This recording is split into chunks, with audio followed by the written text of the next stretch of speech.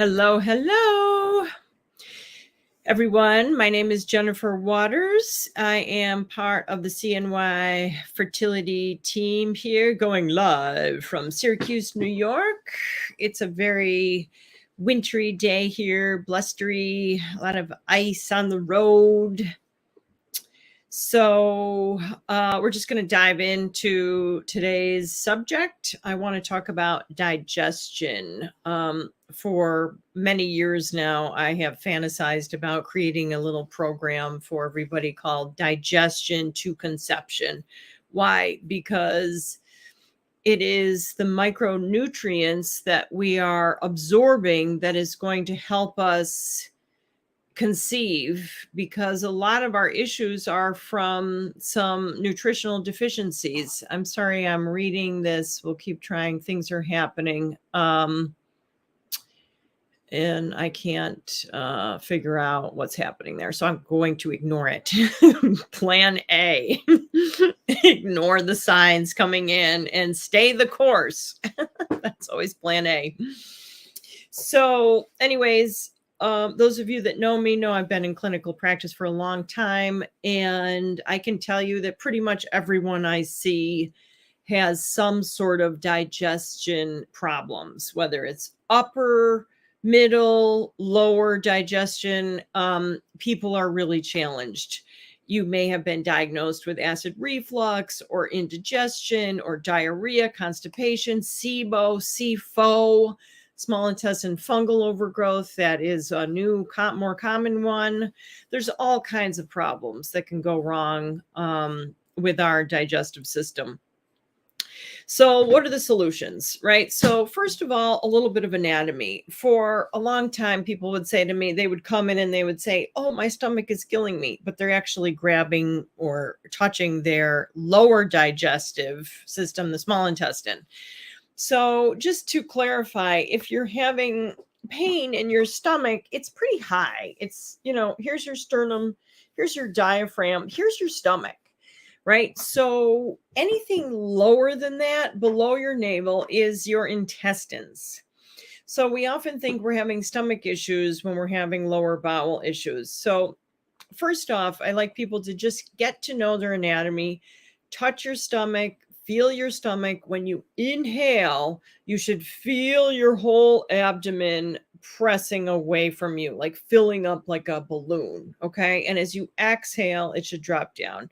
So that's a nice way to begin, just tuning into your breath. And that's something that you can do before you eat.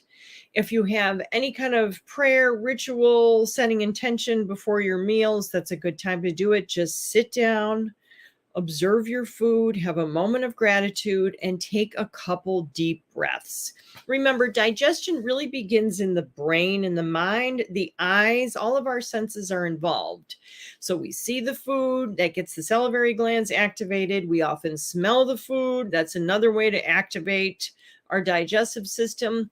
Then we begin chewing, and that's usually where the problems start, because most people are in a rush, myself included, oftentimes rushing, which means not chewing well. So digestion begins by chewing. Back in the 80s, when I used to study macrobiotics, I call them macroneurotics because they become obsessed with food. We chewed our food 100 times per bite. It's interesting to do that. See what happens when you chew your food 100 times. You get all of the enzymes involved with your salivary glands. Salivation is full of digestive enzymes. So they mix together and create a very unique flavor. So I want you to experiment with that. So that's the first thing. So if we are chewing well, and then we're able to make the journey down into the stomach without any issues, sometimes we don't have enough acid in our stomach. So a lot of people are put on antacids thinking that, oh, they're having GERD, gastroesophageal reflux, which they think is too much acid, which often that is not the case. It's the body starts overproducing acid from not having enough acid. And when you are put on PPIs to block the acid, what happens is the body goes into a protective mode and really starts trying to produce acid as a result. So it creates this cycle that's hard to get out. Now, why would the body want to produce more acid? Because it's essential to digest food, to break down proteins, to let the gallbladder know to start creating bile. It actually works together with the hydrochloric acid in your stomach. They're a synergistic approach to digesting not only fats, but everything. Having enough acid, it's also antibacterial, it's also antiparasitic, and it helps to absorb nutrients, right? So we often think about alkalizing our system because we want to be more alkaline because we're often too acidic from eating processed foods. But when it comes to digesting food, you want your stomach to be in a slightly acid environment.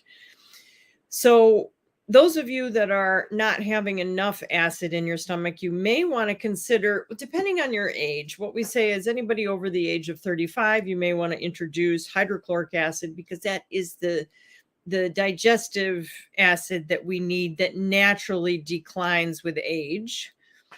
But if that's not right for you, or if it's too much, or if you have a history of any ulcerations, then you may want to just start with bitters, digestive bitters, which you can drink in the form of a tea. You can buy Swedish bitters. We have bitters available here. I absolutely love bitters. There are bitter receptors throughout your entire digestive system. And if you're going to take them in tablet form, I encourage you to put them in your mouth, hold them there, wake up the bitter receptors on your tongue. That starts to send the signal down to your stomach like, oh, food is coming. Yay, it's time to get ready for the party. Engage so we can get the job done in a short amount of time.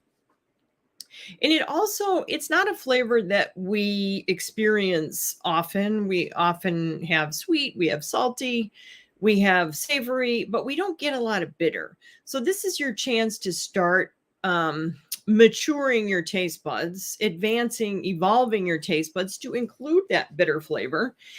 And it will really, if you crave sugar and salt and sour, it will help to balance that out so that now your tongue, your whole system is used to the bitter flavor because it's important. In the 5-element theory, it's connected to the heart and small intestine.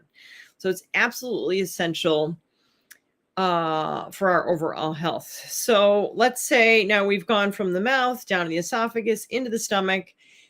If you don't chew well and you don't have enough acid, what happens is the food starts dumping into the small intestine in non-ideal form. So some of it's not digested well, not chewed well. Some things are not broken down at all. And this is how we end up with things like SIBO, small intestine bacterial overgrowth, like Candida, the unwanted yeast bacteria in our GI system that can wreak havoc if it's too much, if the scales are tipped, not in our favor. So it's very important. So there's a lot of talk now about how to treat SIBO and this and that. And that's important, but just know that we have to back it up, right? We have to look at the stomach and then we have to look at the gallbladder and we have to see how well is the gallbladder functioning? How well is the liver functioning? If you're having night sweats, hot flashes, PMS, most likely your liver is jammed up, right? It's got some obstacles in there that need to be removed. You need some liver and gallbladder support so that you're getting high quality bile. The more you can cleanse your liver, which those of you that know me know I say this all the time, it's what you do every day that matters most. And absolutely our livers need some support every single day. It's why I love the patches. We can just simply put on a glutathione patch. It's going to help the liver do its job. If the liver is burdened with toxins, which most of us are, then that gets stored into the gallbladder, right? So the gallbladder stores bile so that it can secrete it on demand, and it's coming directly from the liver.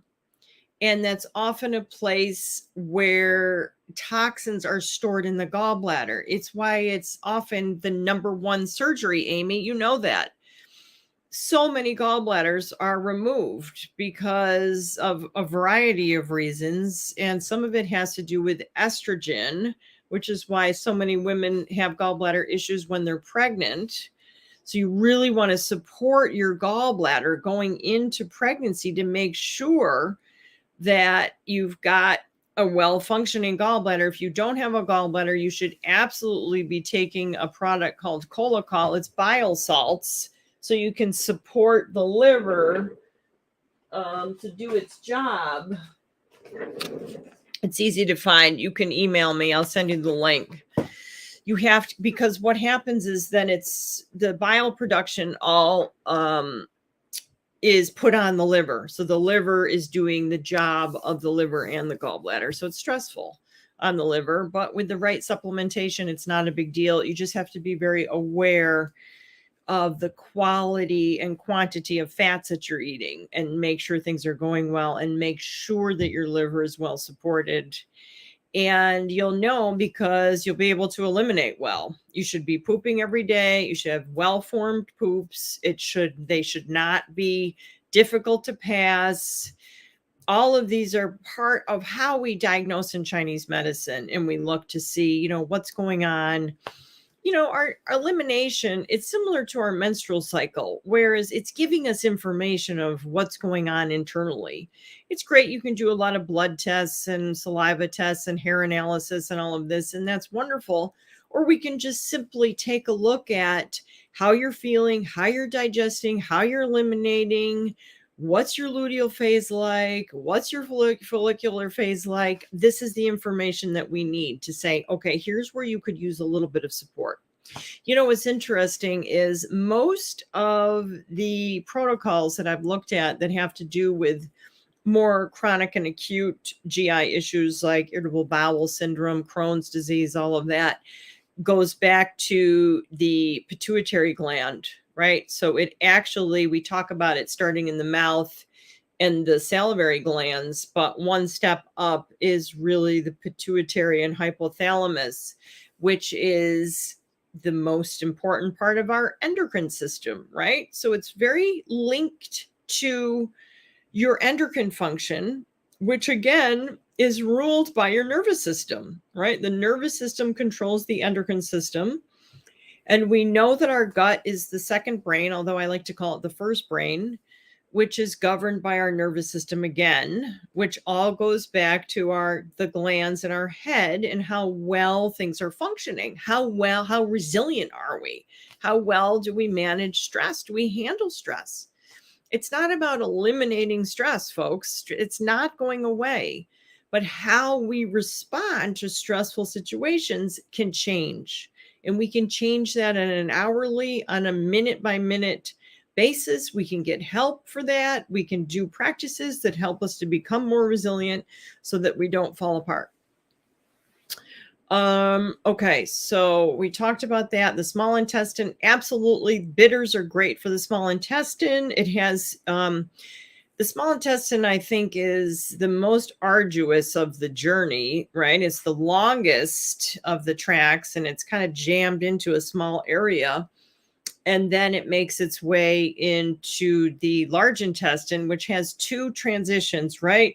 From small intestine to large intestine, that's the ileocecal valve. And I like to think of this as, in terms of the four elements, that's like the spring, like as in the season of the spring. It's the transition where we go from winter to summer, and it's a tough transition.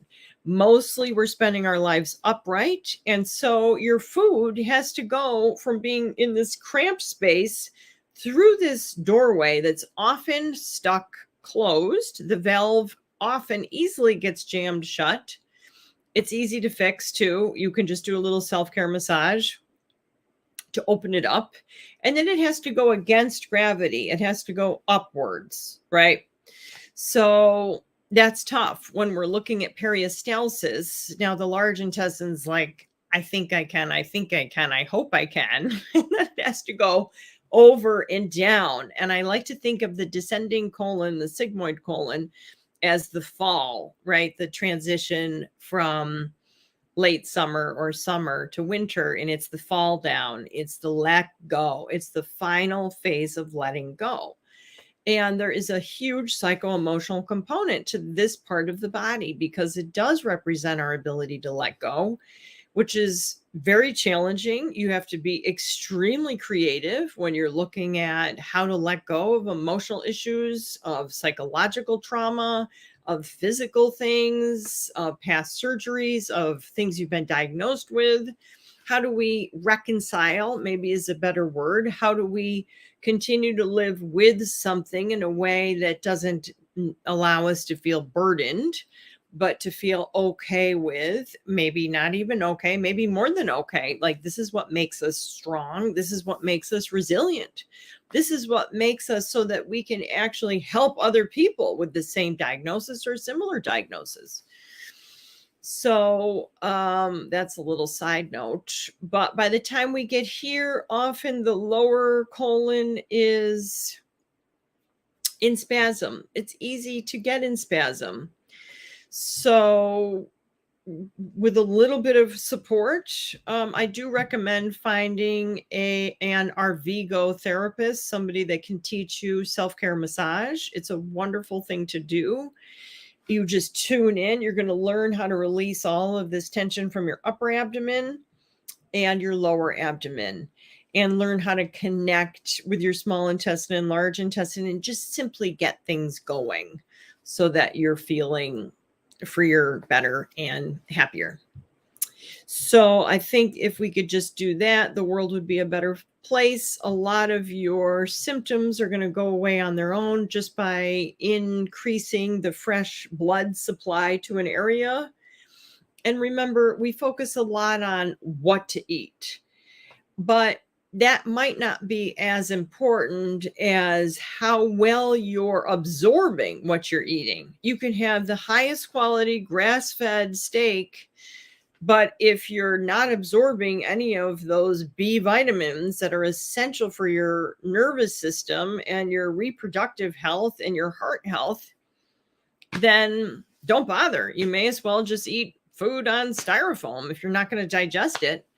So it's important to take a look at that. How well are you digesting what you're taking in? So that's all for today. Thank you for tuning in. Thank you for your interest in health and healing and making the world a better place, beginning right here in your very own mind. And if you have any questions, go ahead and reach out to me. You can always email me. Any minute now, I'm going to have an ebook for you to download on my website. The first one is about preventing miscarriage, and I've got a couple more on their way for you and your benefit. All right. Take care, everybody. Bye.